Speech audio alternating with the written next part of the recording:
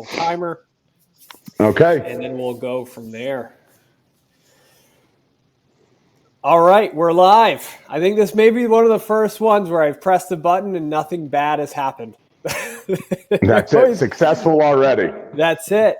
Mike, as your face just got really blurry as you said that. So hopefully, perfect. Yeah, perfect. That's why it's a nice audio picture for everybody. But Mike, can't thank you enough for jumping on. Truly appreciate not only the work that you do in the industry, but you taking the time out of your day. I know you're a busy guy. You got a lot of stuff going on.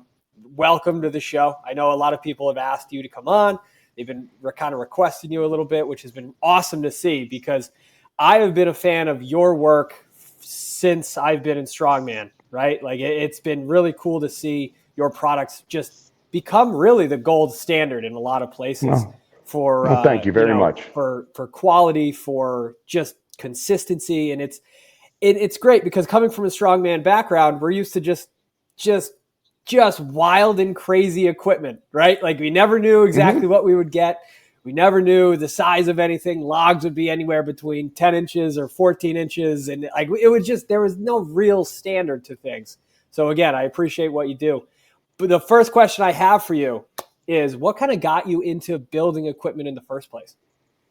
Well, I've loved strength training, since I've been a young guy. It was always the thing that I gravitated to. So, even being a young kid participating in sports, I was the guy that looked forward to the off season more than I looked forward to the season, and then even just aside from there, constantly going to local gyms, training in my parents' house and stuff. I've been around this and have loved this really since the first time I've touched weights. So as time went on, I eventually became a gym owner. And as I opened the gym, I started making equipment for us and I had no intention of selling it. It was just, there were things that I wanted. So I tried to figure out the best way to manufacture it. And then it just kind of went from there. I realized that, there are a lot of people out there that are like me that have the same interest. And so as we started making things that worked well for us, I figured take a shot at seeing what everybody else thought. That's awesome. So what would you say was the first piece of equipment that you built? Was it like a squat rack? What was it? Well, we built, let's see, this would have been a long time ago. I messed around with just a real basic Husafell stone that was like, what everybody else was making at the time. Was like the first piece that we made. But then the first thing that I ever worked on was actually an iteration of our contrast platform. So it was a lever device that sat on top of a barbell. And I wanted to overload the bottom end of my deadlift. So, if you could picture a lever, it sits on a hinge and that arm sits on top of the barbell and then you plate load it. And the way it was designed was when you started to lift the barbell up, you'd have additional load in the bottom.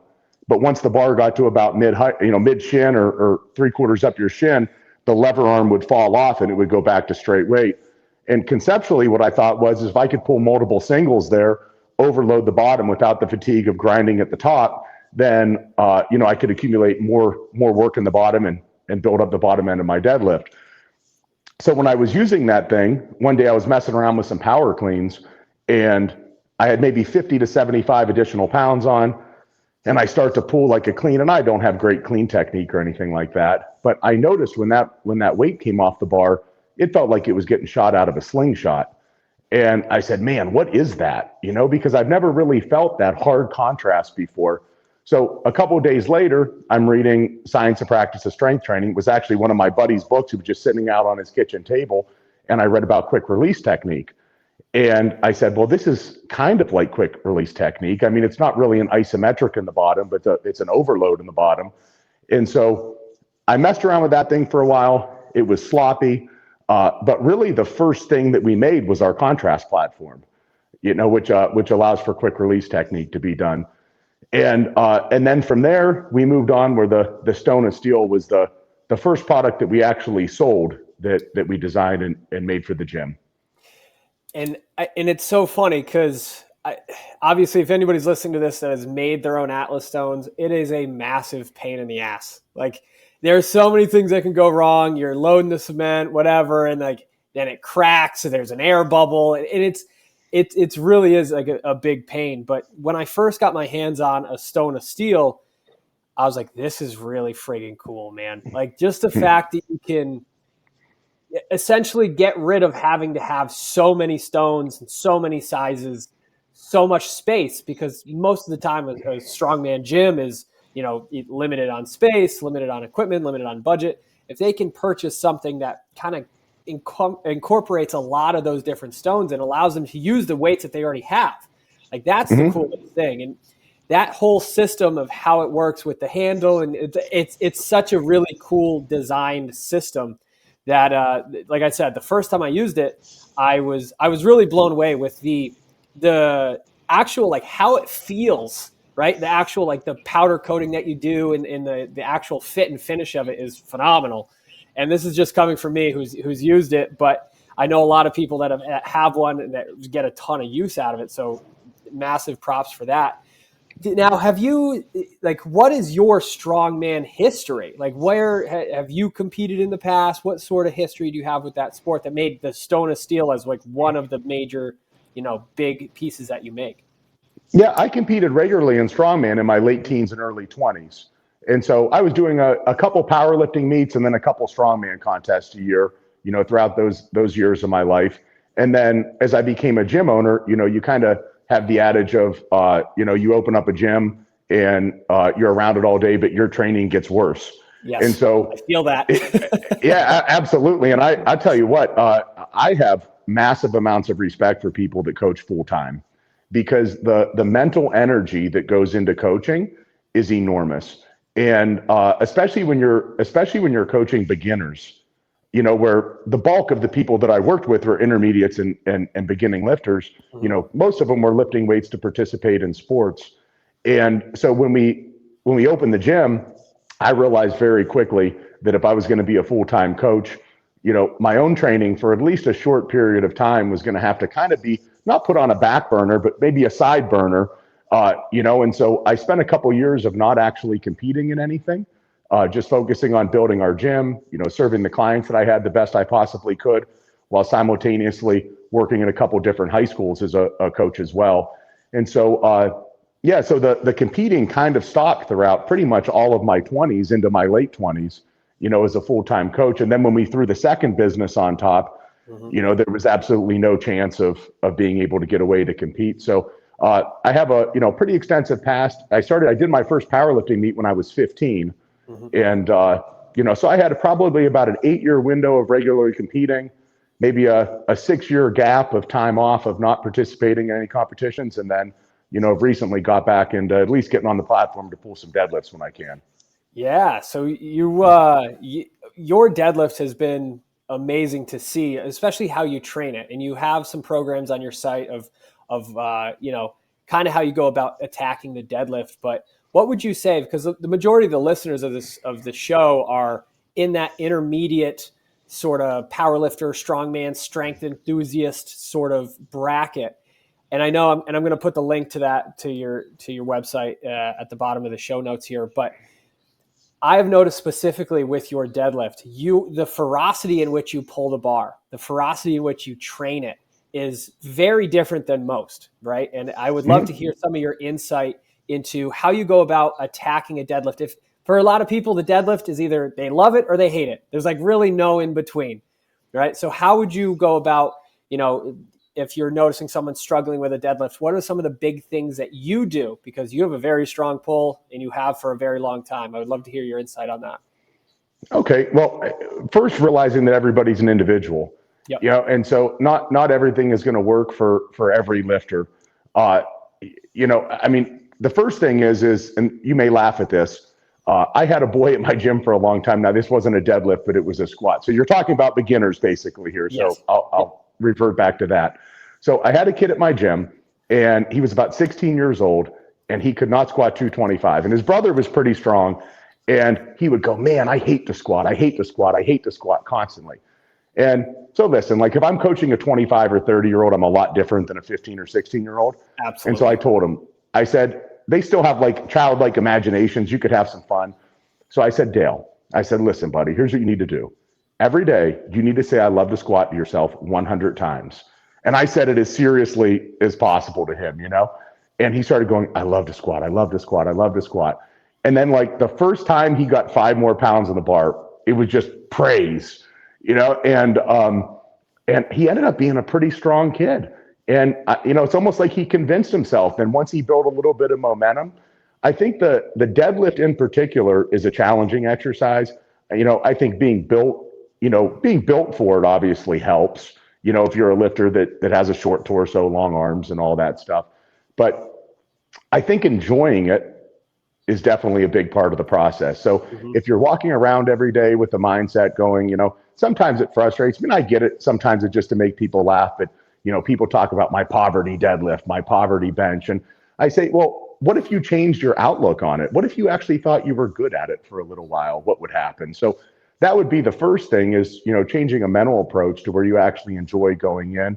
And then there's the technical side of it. But when you talk about like the ferocity going into a deadlift, that's one thing that I really enjoy about it is there's no other lift that just purely getting aggressive can cause an increase in performance like the deadlift, for me at least.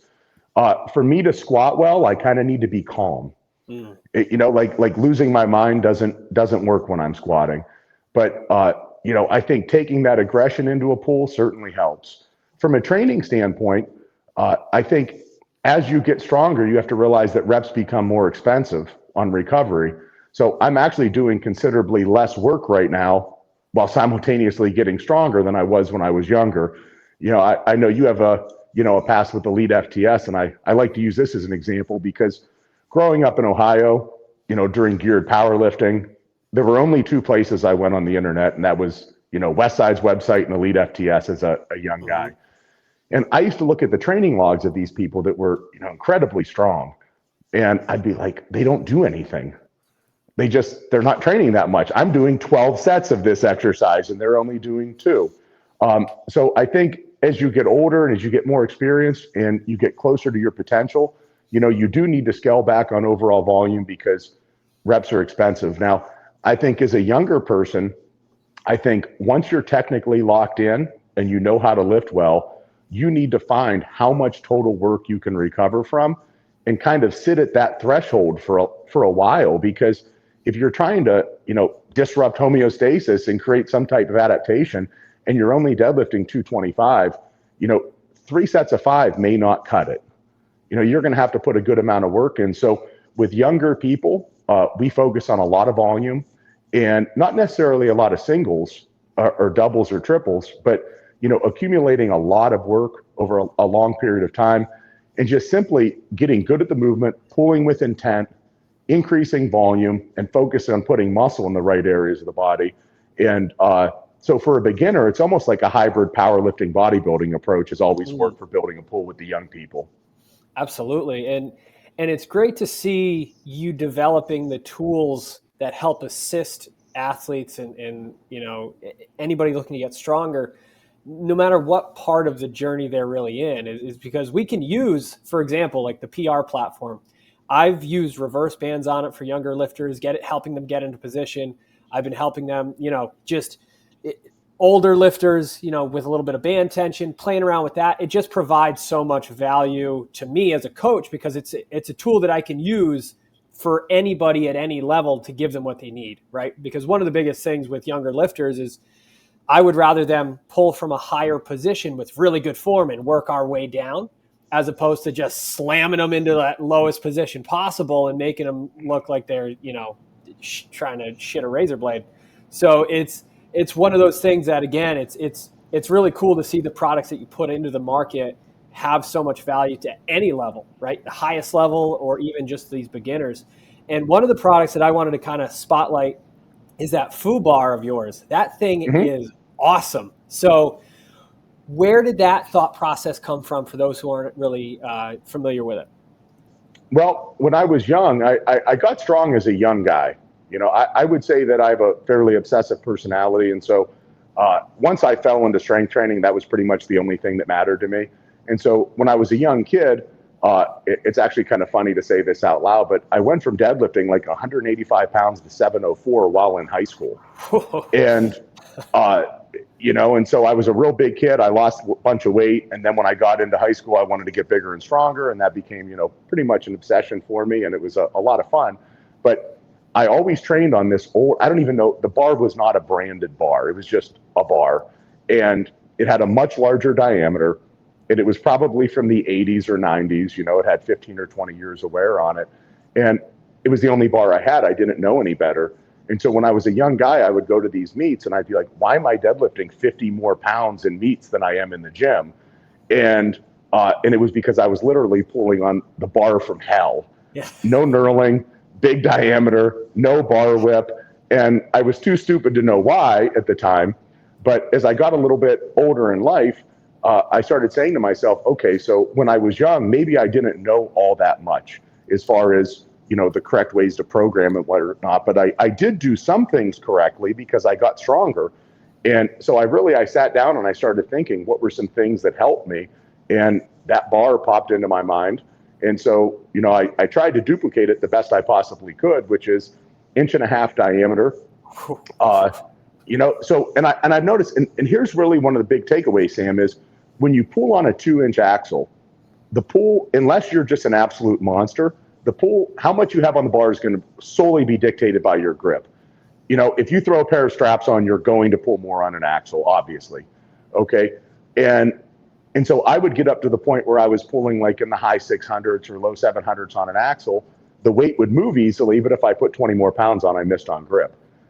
So by going down to 1.5 inches, it allowed me to hang on to a little bit more weight. So I was still training my back and, my legs and everything and all the deadlift muscles really hard, while simultaneously making that bar feel like it was stuck to the ground. It's a little bit more challenging on the grip, obviously, because it's a little bit bigger, but with no whip, no knurling, no anything. I mean, it's a tough pull. In the past, it's trailed about 100 pounds behind my deadlift of what I'm capable of pulling in a meet. Wow. Yeah, it is. It's for anybody that hasn't used a thicker bar, even for something like a bench press, like it changes the game entirely. It changes the dynamics of the movement. It just changes how your body kind of supports that weight and stabilizes. And its grip is such a tremendous attribute that I think gets kind of misunderstood. Is like you see people doing grip events and it's like, oh, that's cute, like whatever. But like grip can save your life, right? Like the stronger your grip is, the more capable you are later in life. Like that's one of the determining factors of longevity is like your grip and your ability to hold on to things and stabilize things. And you also have that it was like that I-beam attachment. And that has a cool story with it too. It's like doing pull-ups on those, as a kid and having that ability to continue to train your grip and to build that up. And again, it just shows that like your strength history is helping the next generation of strength athlete to have these experiences and be able to have this equipment that, again, like you were doing pull-ups on whatever you could, right? Like that finger strength is so important. So that's one of the coolest parts is to see those tools in action and to know where they came from. And it is such an old school feel when you're using these things, when you're really incorporating these tools into your training, because like I think nowadays a lot of lifters don't have a real good understanding of real strength, right? Real day-to-day strength, just being like a blue collar guy doing a job, just getting strong. And it's like you just need to continue putting that effort in, putting that work in, and to just keep showing up. And I think a lot of the times they get caught up in the periphery, right? And I love seeing your posts, especially when you were really kind of locking in on your weight loss, locking in on just kind of changing the simple things in your life to get a better outcome. And man, like the results that you had from your efforts of weight loss were awesome to see. It was like I blinked and you lost, what was it, like 30 pounds, 35 pounds? Like it was substantial. Yeah, I started out, I was consistently like in a 294 to 298 range. Yep. And I was down to as low as 235. Wow. But and it's actually funny, I just put a post up on Instagram kind of talking about that right before we spoke. But that was a weight, I kind of wanted to find the threshold of what I could hold sustainably with and like you even talk about the day-to-day, the work and whatnot. As I've gotten older, it's one of those things where I want to feel good during my work day too. It's like not everything is confined to just the hour and a half that I lift in the morning. So, I have a physical, like, my day-to-day activity is very, very high. And when I get to that weight around 235, I spend most of the days where I'm a little bit foggy mentally. My legs feel like jello. I'm tired. I'm hungry. And so that's too light for me to perform well, as far as the workday goes. But, kind of pushing to that point, let me know what I can go back up to and sustain and feel really good. So I guess all in all, it was probably about, roughly 62 to 65 total pounds.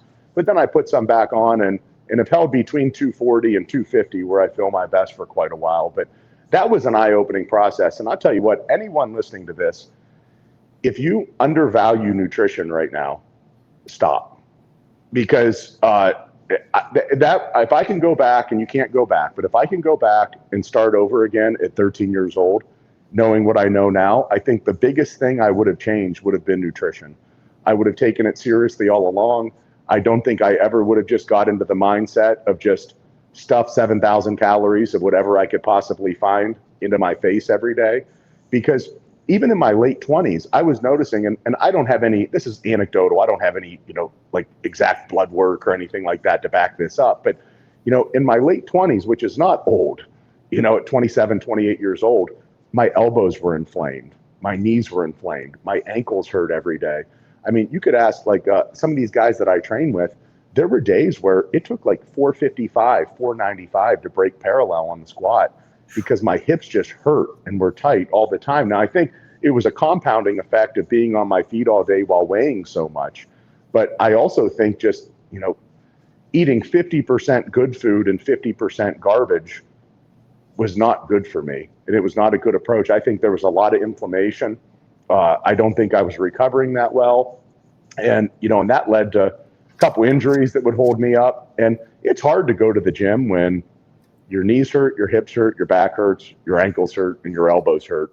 No matter how much you love it, once you start, it's a frustrating experience.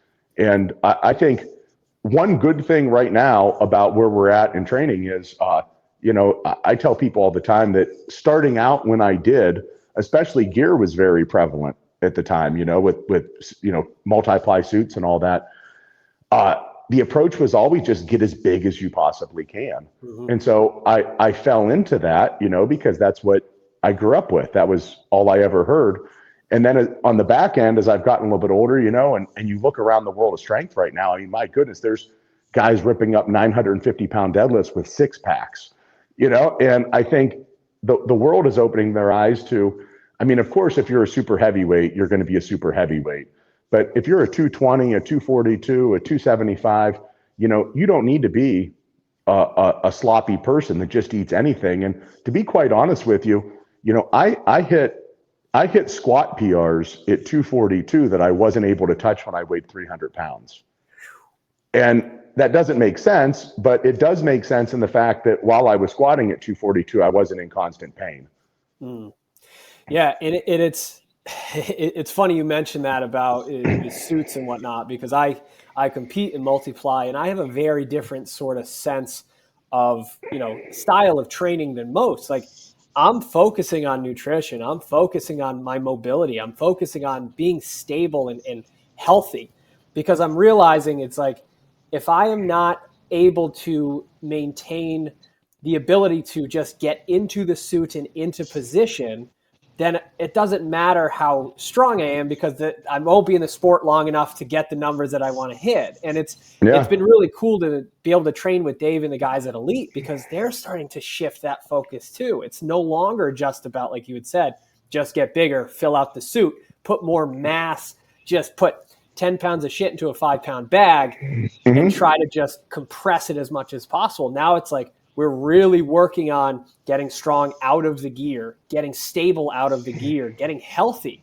Dave's been chirping on blood work. He's been chirping on like all of this stuff that has progressed so tremendously over the last 10, 15, 20 years. And you're starting to see the outcomes of that in the athletes that are around. Is like, these athletes are now in better shape. They're hitting numbers that are just absolutely incredible, and they're doing it for longer periods of time. And it's exciting. It's exciting to see where the sport is going in terms of powerlifting, strongman. Strongman is unbelievable. Some of the stuff Absolutely. they're doing now, like the 231 weight classes, hitting numbers that the world's strongest man competitors weren't hitting just 10 years ago. And it's incredible. It's so amazing to see, but it's because of the knowledge being built brick by brick from years and years and years, and people just using that information and using that knowledge. And again, every time I see a post by you and like you're putting your insight into training, you're putting your insight into anything, you provide a really good perspective because you break down these complicated things and make them into simple, tangible, actionable steps.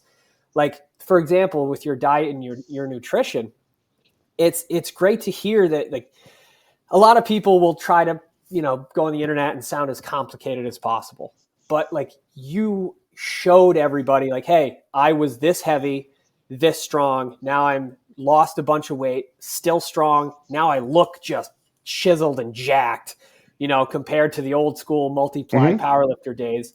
So what sort of were the big rocks for you in terms of nutrition that really provided you the most impact?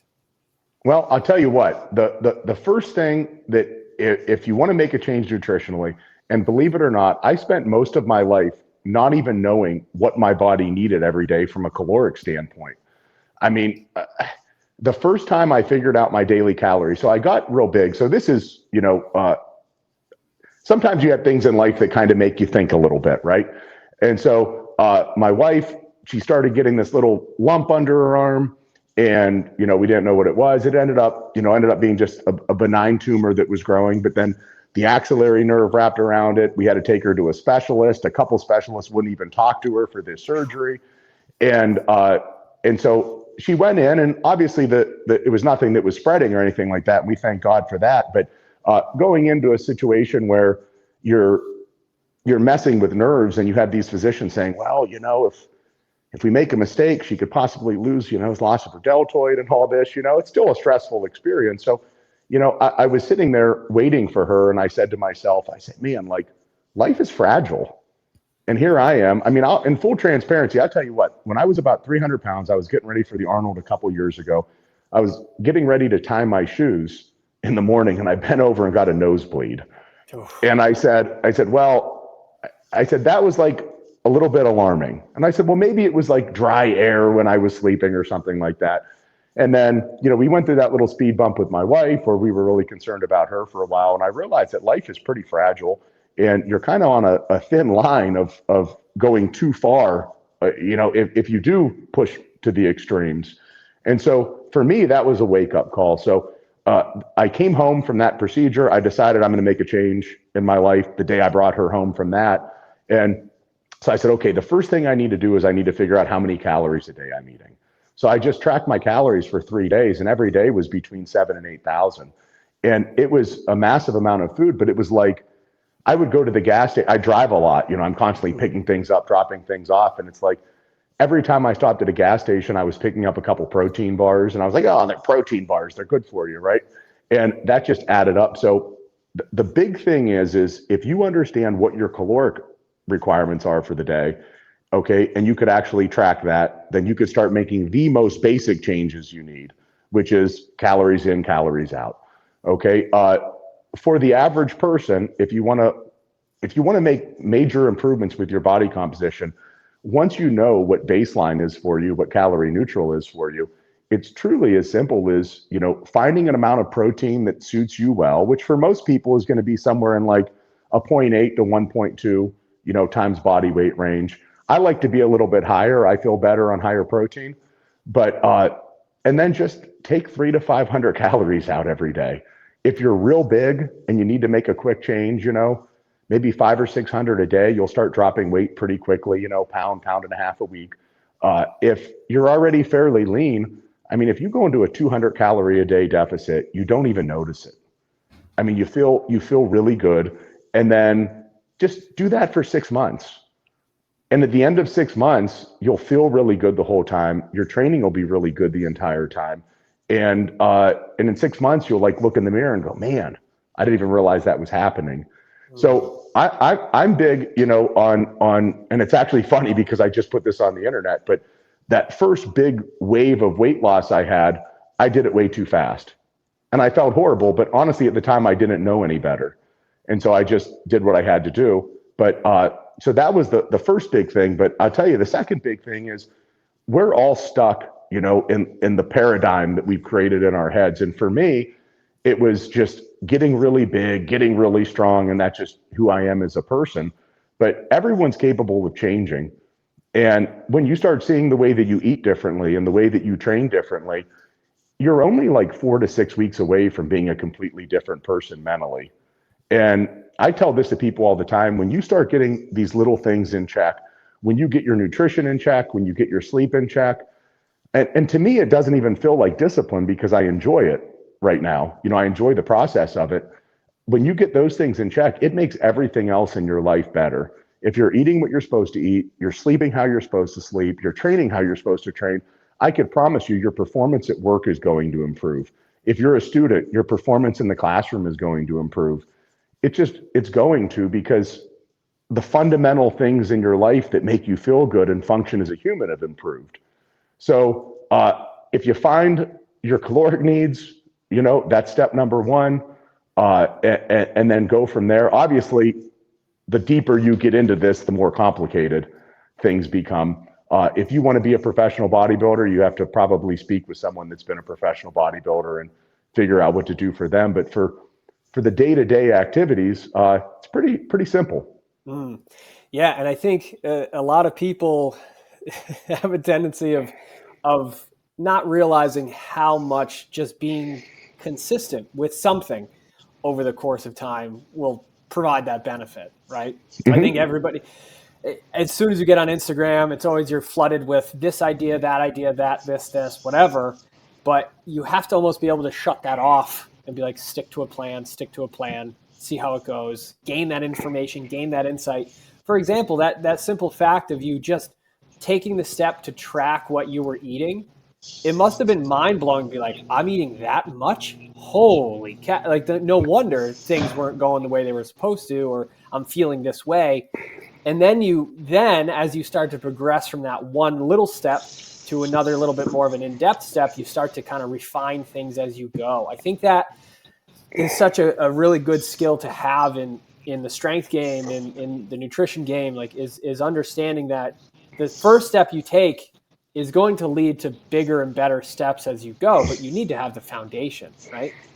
Yeah, and so honestly, this is how, like, I feel really good right now as far as my training and my work and everything. I mean, in day-to-day life, and I'm still very strict with my nutrition. And it's really, I keep it this simple. On off days from training, I eat about 320, 330 grams of protein. On days that I train, I eat about 270 to 280. Allows me just get a little bit more carbs in around training time. So I have protein sources that work well for me. They're usually lean meats. Sometimes when I'm trying to get higher protein in, I will mix some egg whites in with my meat, just because it's such low calorie protein source. But once I have that baseline of calories for the day, I try to get a green vegetable in with about 3 meals a day, somewhere around there. I will add some fruit in with breakfast every now and then, a couple of days during the week. But once I hit my protein for the day, depending on if it's a training day or an off day, I basically just fill in the balance evenly throughout the day with healthy carbohydrate sources. And I found for me, I've tried the approach of, timing up, like getting more carbs in around training time and all that. But I'm on my feet from the time I wake up until the time I go to sleep every day. So, by pretty much eating really well-balanced meals throughout the day, I feel good. And I've also noticed when I go really low on off days, I'm not recovered that well for the next training day. The off day is just as important as the training day in the recovery process. So if the average person were to just know how many calories they needed, have a set protein requirement each day, pick 12 or 15 or maybe up to 20 foods that you're comfortable eating that are really good sources for you, and then just fill in the gaps. Hit your protein every day, hit your calories for the day, mix some fruits and vegetables in there, fill the balance up with carbs. I don't even count fat because I know the protein sources that I'm eating every day are going to lead me in a position where I'm eating about the amount of fat I need every day. And I don't like an app. I just keep a spreadsheet on my phone. And so I just, I still weigh everything. And so just, I weigh the meal out, I type it in, it's pretty much even calories in every meal throughout the day, and then just get a balance at the end of the week, see what happened up and down. And then usually if there's a spike in weight for about 3 weeks, I'll pull some calories out. And if there's a drop in weight for about 3 weeks, and I'll add them in. But I don't like to think short term, because like even just retaining water, there's days that I've eaten low calories for a couple of days, but I wake up and I'm 3 or 4 pounds heavier. Well, it's just, I drank more the day before, or didn't go to the bathroom immediately upon waking up, and it's, right. I think a lot of times it's easy for people to, they step on the scale and they're like, oh my God, I'm 6 pounds heavier. Well, just give that 2 days. Don't make a drastic change. Just stay on track and stay on course, and really think about this in terms of months and years, not days and weeks. Yeah. Now, you had mentioned, off days, training days. What does your training look like right now? Obviously Okay. you were going to be pulling at the Arnold, but now what does your training look like in terms of that? Is deadlift your main focus? I would love to hear that kind of a breakdown. Yeah. So historically, I've always trained with a concurrent approach. It just has worked best for me. So I have spent probably at least the last 8 years where I do a 10-day rotation of training so let's just talk about just the lower body. So say if I train the lower body on Wednesday and Sunday, I will do, and this is just the basic of it, but I'll do a volume day on Wednesday, a dynamic day on Sunday, and then the next Wednesday, which would be the third session's an intensity day. And so if you put 3 of those 10-day waves together, you get 1 block. And so, it's kind of has a block approach to it, but it's also a concurrent block, and each wave builds on the next. So generally, volume is going to taper down over a 30-day period. Intensity is going to taper, is going to creep up. So kind of when you get to that last wave, it's kind of a peak wave for you. You've removed some fatigue, but even in that rotation of those 3 days where you go volume, dynamic, and intensity, one thing I really like about that is it really helps with recovery just from the flow of the day. So after a tough volume session, there's going to be some lingering fatigue. So I know if I have a little bit of soreness in my back and my hamstrings, I'm a little bit beat up from doing box deadlifts on our PR platform or safety bar squats for sets of 8 or 10, chances are I'm not going to hit a weight that's 95 to 100% and feel good about it. So, but if I switch to a dynamic day, second in the rotation immediately after the volume day, I'm going to increase rate of force development, all that stuff. I'm going to become more powerful. But if I'm handling weights that are in a 60 to 70% range, even with some fatigue, I'm still going to rip through those weights. And so 8 sets of 2 or 8 sets of 3 at 60% with some band tension is a relatively easy workout. If you're putting a lot of effort into it, you're going to feel like you did something, but you're not going to have as much fatigue as 4 sets of 8 on a stiff leg deadlift. And so that serves as not only dynamic training, but also some, basically active recovery during the week. So when I roll into the intensity session next, I feel really good and I'm ready to perform. So generally on that third intensity day, so I'll go 3 rotations through 30 days, 3 waves equals a block. On the dynamic day immediately before the last intensity day, if I feel any lingering soreness or fatigue or anything, I just make it a deload day. I don't touch a barbell. That's an unplanned day. I really don't like to call it a deload day as much as I do a setup day, because I will do whatever is required to set up a big lift on the last day of that block. If I feel like I can get it and push hard, I do it. If I feel like I just get up that morning and need to do some mobility work and go for a walk, that's what I do. And I just play it by ear of what I think is going to help me achieve my best. So that would be 1 block. Now, if you think about it a little bit further, you have to think about how are you going to stack these blocks up for long-term progress. So generally, I like a 3-block approach for a training cycle. So let's talk about just the deadlift. So if you're weak off the floor on the deadlift, here's a really good setup, okay? So say you do the foo bar, generally, the further I am out from wanting to hit a 1 rep max on a barbell lift, the more variation I put into the exercise to attack weaknesses. So if I'm 1 block out, I'm not going to be doing, a foo bar from a deficit against bands when the next block rolls into a deadlift bar for a 1 rep max. So generally what I'm going to do is say block number 1 will be a foo bar deficit, but maybe against a reverse band. Now, a lot of people say it's kind of, why would you do a reverse band from a deficit? Well, if I haven't been exposed to a 4-inch deficit for quite a while, then that's going to be a lot of stress in the bottom, like in a vulnerable position. Mm-hmm. And so honestly, just being there is going to get me stronger. So if I have 100 pounds of band tension assisting me in the bottom, but I have 650 pounds on the bar, I'm still moving 550 through a range that I'm not used to. And that will carry over. So generally, say a three block approach could be, maybe your first intensity cycle, you're going to use a foo bar with a reverse band from a 4-inch deficit. The second time through, maybe you could keep the deficit, drop it down to 2 inches and lose the reverse band. So you're setting yourself up for a win. Okay, you're moving to a variation of the exercise where intensity is naturally going to creep up just based on exercise selection. It's not going to be where you want it to be at the end, but it's going to be getting there. And then that third block, well, now you could drop a deadlift bar on the ground. And of course, the intensity is going to go through the roof just because of the exercise selection. You've gone from, more challenging, moderately challenging, to less challenging as far as the variation goes when you get back to the competitive lift. And so there has to be some forethought in, not just doing things randomly, but I always say, like, you're stacking blocks. How is this block going to go on top of the next one, and then on top of the next one, and then on top of the next one for the most long-term success? And a lot of that comes down to just controlling volume and intensity and then controlling exercise selection.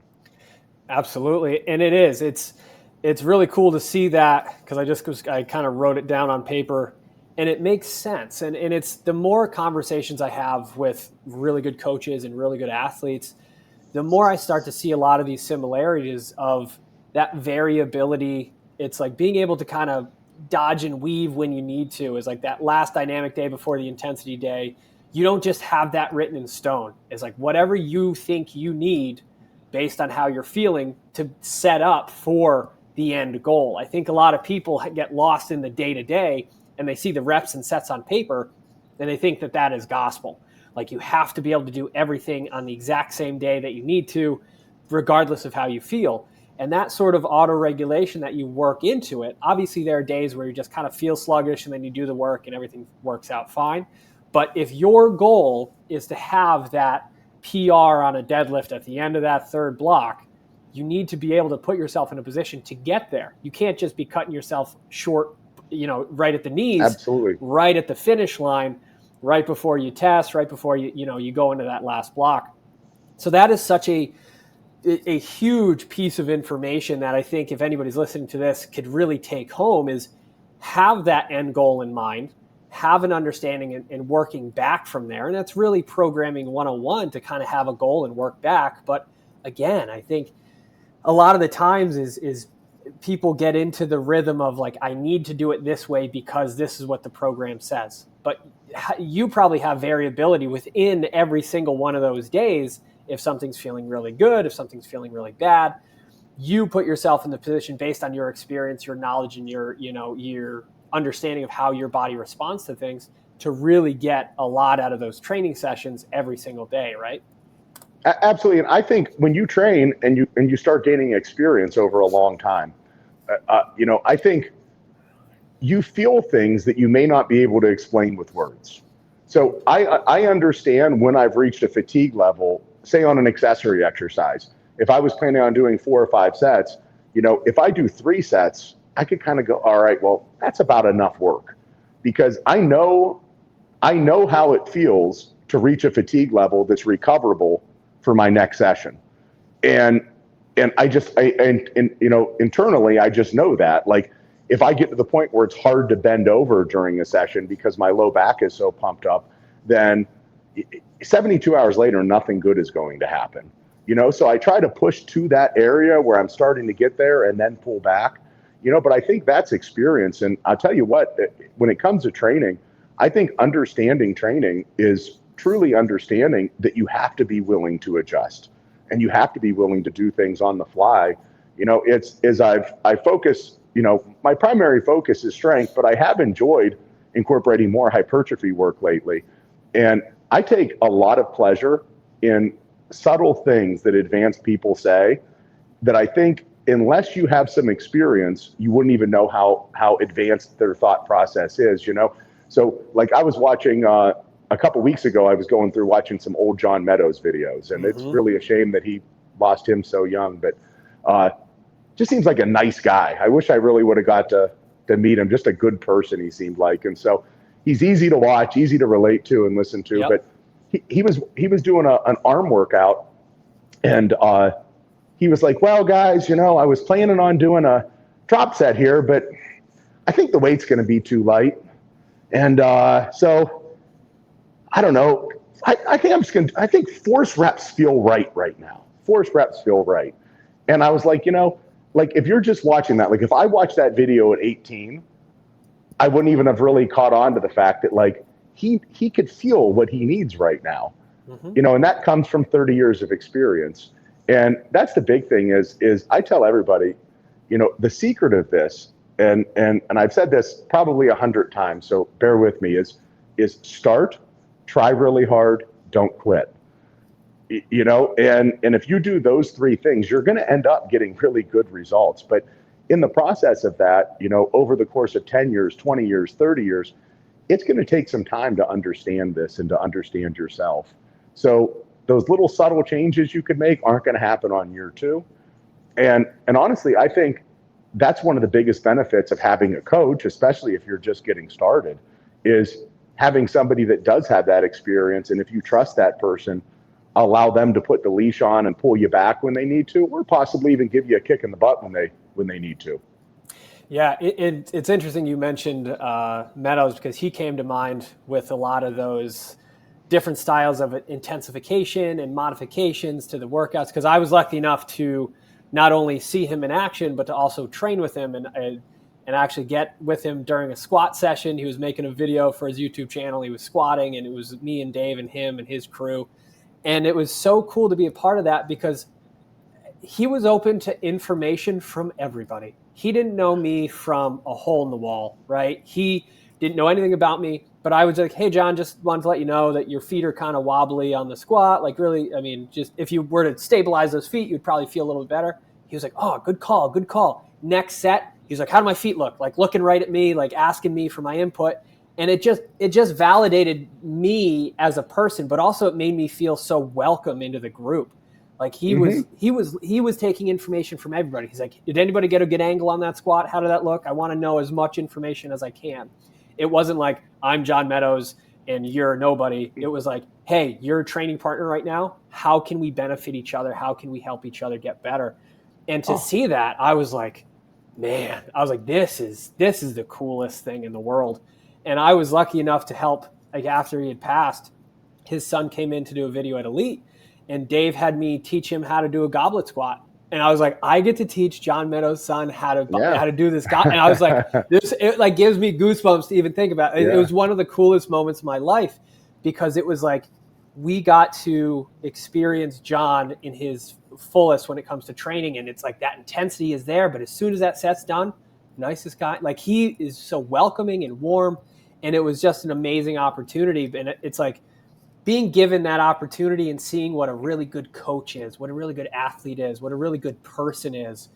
And it's like, that's what we need to shoot for. We need to shoot for being able to express information to people, but also be willing to take information in regardless of what level we're at, because good information is good information. And it was phenomenal, man. It was such a cool experience.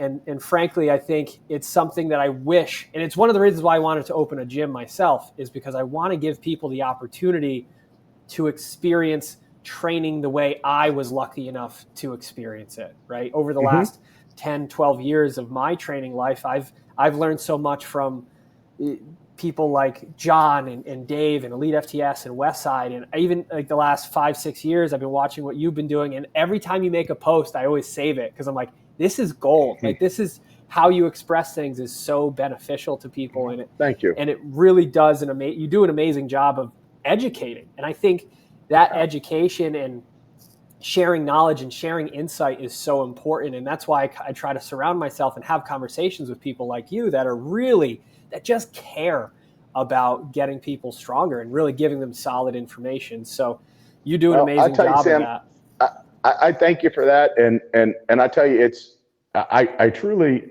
a couple things, but I think number one, if you talk to anybody that's really an expert in their field, and I'm not saying myself, I'm saying just anyone in general, it doesn't matter what the field is, whether it's business, whether it's training, most of them are open and accepting to all forms of criticism and all opinions. Now, that doesn't mean that they're going to accept instantly what you say, because they have a base of knowledge. I always say it takes a certain amount of knowledge to sift through the bullshit. Mm-hmm. Okay, it's easy to fool somebody that doesn't know anything about a particular topic. But I find that, it's almost as you get to higher levels of strength, you would think the people would become egomaniacs.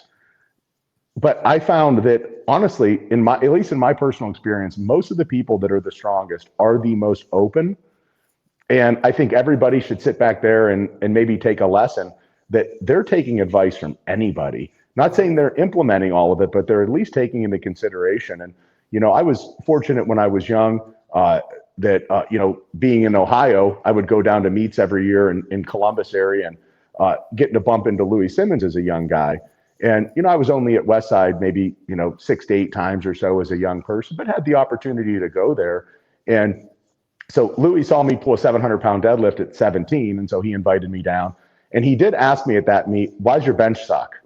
And I was like, I benched 360, you know what I mean? It wasn't like too horrible, but it wasn't anywhere close to the squat and deadlift. And so, I went down there, and I always say I didn't learn this lesson until about, 10 or 15 years after I had it. But he started asking me about what I do to train my deadlift. Well, first, when I walked in, he started telling the guys down there that this kid pulls more than you, this kid pulls more than you, this kid pulls more than you. And I'm like, naturally, I kind of like to just be quiet and in the background. And so that was like, I'm looking at these grown men that could tear me to pieces, and, he's talking shit for me. But I think he was asking me about what I do to train. And I was basically following 98% of what he said, but even at that time, I found that if I pulled speed pulls for 3 weeks and I wanted to test my deadlift every 4 weeks, then the 4th week I didn't do speed pulls because it would allow me to be a little bit more fresh. So there was already some regulation. So I was telling him just basically how I set things up and stuff. And he was much older than me. He was, very experienced, very knowledgeable, has the most well-known gym in the world at the time. And I'll never forget being a 17-year-old kid. Like, he gave me the floor for like 10 or 15 minutes, and he actually listened to what I was saying. And at the time, I thought I was just having a conversation with a guy about lifting. And then about 10 or 15 years later, I thought to myself, well, that guy gave a child the opportunity to tell him something. And I don't know if he learned anything, because I was basically just doing what he said to do in the magazines. But at the same time, he was open to do that. And while I think a lot of people, they see Louis on videos as kind of being brash and, and very opinionated and all that, I was lucky to see that as a young kid, that he had that side to him, where when you spoke to him, he was going to try and pull some kind of gem out of it that was going to help his lifters. Yeah, it's that level of experience that it's really hard to kind of compare it to anything else. Is I never got a chance to meet Louis in person, unfortunately, but I got to meet a lot of really great people that trained with him and at Westside. And you're never done learning, ever. Like, you're always in a position to gain more insight, more knowledge, and more experience. And those are the people that I want to be around. And I think surrounding yourself with people that are not only like-minded, but are open to learning more, open to trying new things and developing, even a training crew that pushes you, but also you're having conversations between sets that, you're trying to make everybody else better. They're trying to make you better. You're pushing each other. That competition is there. I think that's a lost art a lot of the time in training, that having those people around you to to obviously push you, but also to be like, hey, try this, look at this, that you trust and you develop that trust. Now, do you train with a training crew now? Well, we've had, we had a gym for years. I was a gym owner for 10 years. So we sold the gym. I'm actually in my basement gym right now, but we're set up at the house. I've been training with the same guy for, about 8 or 9 years now. And so we built a pretty good relationship, seeing each other 4 or 5 days a week to train. And then we've had a lot of other guys that have sifted in and out. During the summertime, a lot of my college kids come home, Sure. during the holidays and whatnot, and they train with us. The challenging thing for that is we train really early in the morning. So, we're usually started by 5 a.m. And so it kind of wipes out. I mean, even people that have a job that starts at 7 a.m., luckily I work in sweatpants and a t-shirt all day. So I could just get done training, eat real quick, change, and get to work on time. But, for somebody that say has an office job or something, or if they're working 30 minutes away, it's really a challenge to train at 5, get done at 6:35, and then obviously not be late for work. So I've had the one guy I've trained with. Now, Zach was very, very gifted. He squatted 843, weighing 227 raw when he was only 22 years old. Wow. Super gifted kid. He's right now doing great for himself in life, married, and has a successful career. So he's kind of at the stage where I was in my mid to late 20s of, trying to set his life up to be successful. But every now and then he looks at me and says, don't worry, I'm going to be really strong one day again.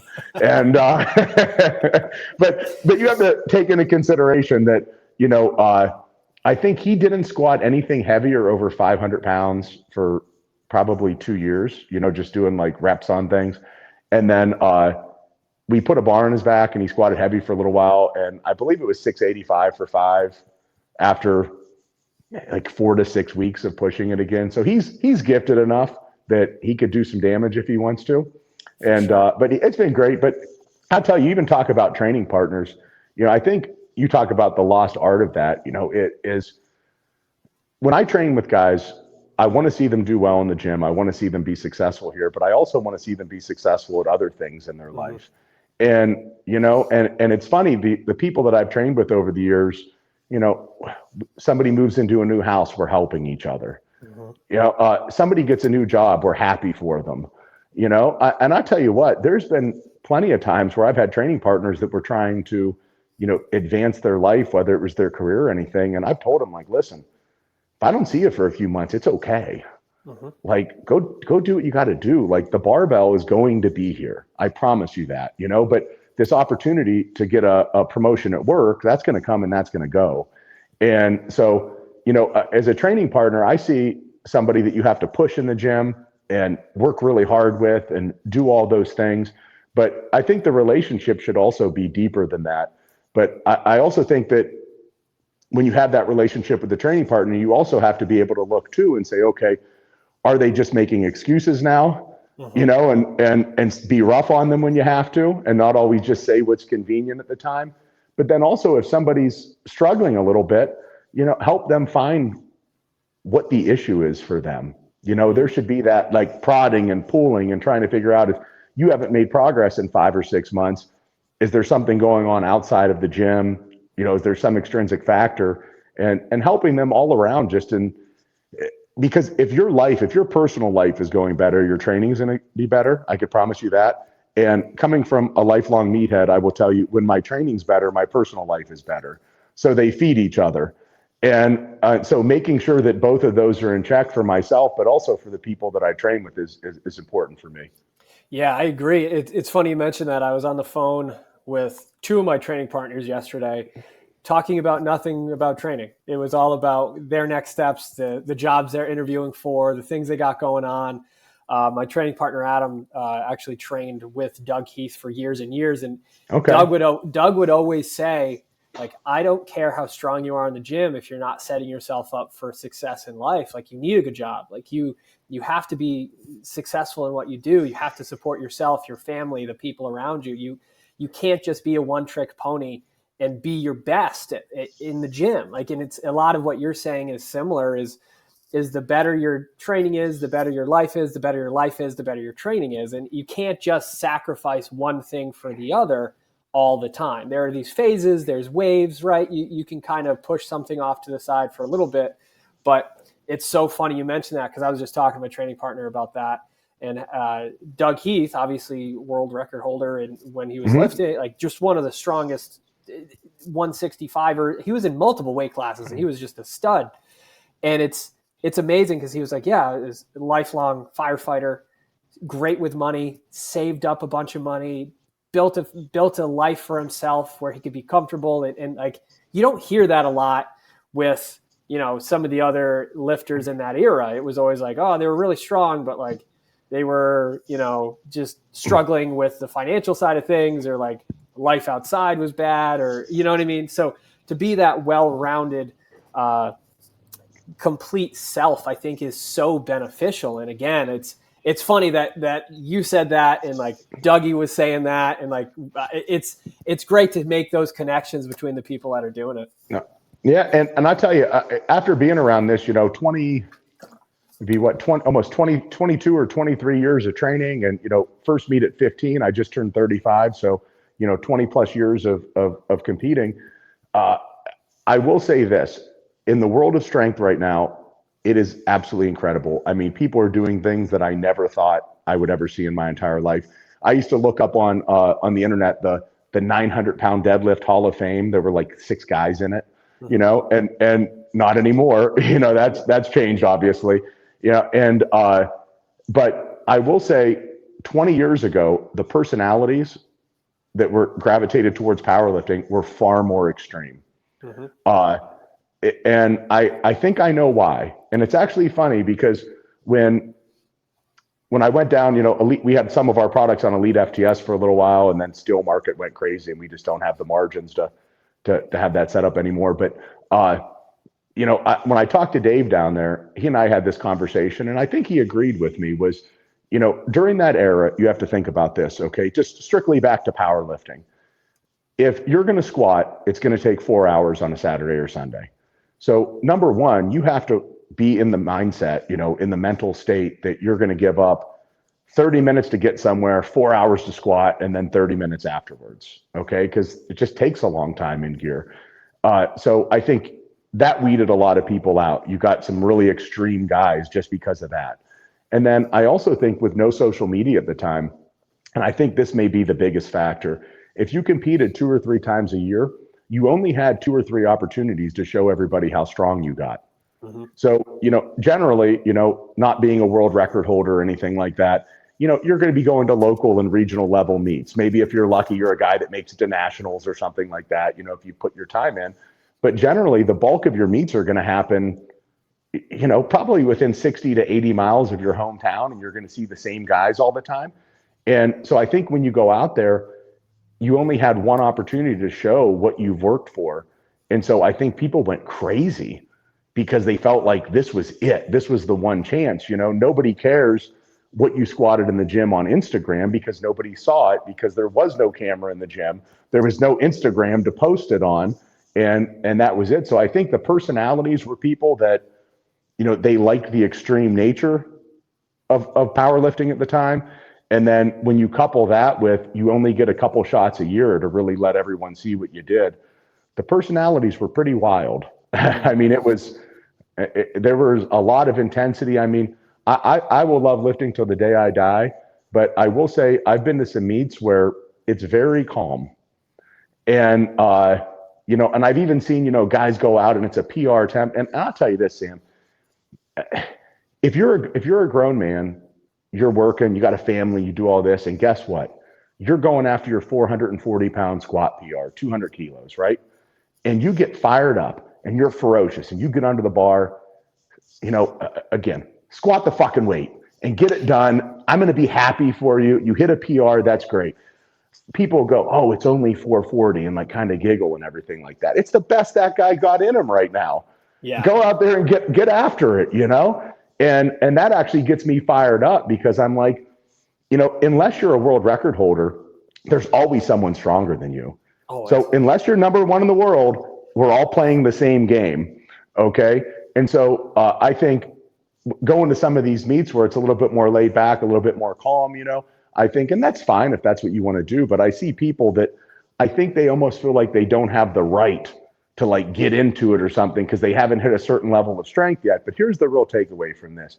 If you don't take 440 seriously, you're never going to give yourself the opportunity to take 740 seriously. And if you don't take 740 seriously, you're never going to give yourself the opportunity to make 850 seriously. Mm-hmm. And, you know, and so I watched a video a couple years ago of Hafthor Bjornsson deadlifting. It was 661. And it was very hard. It was in the beginning of his lifting career. And, you know, he's this monstrous guy, even at the very beginning stages of things. But if you would have looked at his face and looked at his aggression and looked at all that, at 661 and 1104 or 1107 or whatever it was he ended up at, you know, it was the same thing. Mm-hmm. It was a hungry guy that wanted to lift that weight off the ground, you know, and it's, and so it does, I don't care where you are right now. If you want to get stronger, you got to bring a little fire into this. You got to bring a little intensity into this. And I tell you, and don't get ahead of yourself. Be happy with where you are now and then work to change it. Because if you're constantly putting yourself down or you feel like, you know, because you're not that strong yet, you can't be a certain way, it's never going to happen for you. And I think everyone is capable of being significantly stronger than they think they can. I truly believe that. I think a lot of people cut themselves short. Mike, I can't say that was probably the best way to wrap this episode up. That was awesome. Huge, man. I your insight is amazing. And I think there needs to be more people like you in the industry that can really help, you know, the next generation of lifters and athletes and coaches, because again, your perspective is so insightful in how you want people to get better. You want people to grow. You want people to appreciate the work that they've done, but still have that little chip on their shoulder to want to get better. And that's just being able to, you know, express that is really, really cool to see. So I appreciate that tremendously. I think what we're going to do is we're going to wrap this up. Any last words, anything you're working on that you want to pimp out? I know I'm going to be pimping out your stuff because I'm going to be using it all the time. But I didn't know if you had any new projects that you're underway or anything that you kind of want to share with everybody. Yeah, so I mean, right now we are at a phase where we're planning on getting some new products out here throughout the rest of the year. And I really don't like to talk about them too much until they're done because, you know, if you have 4 or 5 ideas, sometimes 2 of those ideas take a couple years and sometimes they happen a little bit faster. But, you know, the process of me making new products always begins with what do I want for myself and the people that are around me. And I've never once sat down and said to myself, like, let's come up with something. You know, it's always been like, well, I would like to be able to do this. So I have a few of those things right now that we've been using that I've really enjoyed. And so we're going to keep doing that and hopefully get maybe 3 to 5 additional products out this year. You know, all of our existing products are on the website, mbpowercenter.com. And I love talking with customers. If you have questions, you know, as far as actually using our products, the correct way to use them, or just product questions themselves, you know, everyone's always welcome to give me a call or an email. But yeah, so I think moving forward, we will have new things out this year. I'm not exactly sure when that timeline is going to be, but I appreciate you having me on today. And I tell you, and I'm thankful for, you know, in the short period of time here, over about 7 years, we've been able to gain some traction. And I tell you, it was not an easy start. It never is. Definitely some scary times and all that. So I'm certainly grateful for everyone that supported us along the way. Fantastic. And guys, thank you very much for checking this episode out. We're going to cut the recording now, but if you have any questions, comments, concerns, please shoot them into me. And I'll put all of Mike's contact information down below here. And yeah, man, like I said, I truly appreciate your time, truly appreciate your insight. You're an absolute gem of a human, and I love that. So you will be on again. Don't you worry about that, especially when you got some new stuff coming out. I'd love to get the insight on what you got going on when that comes out.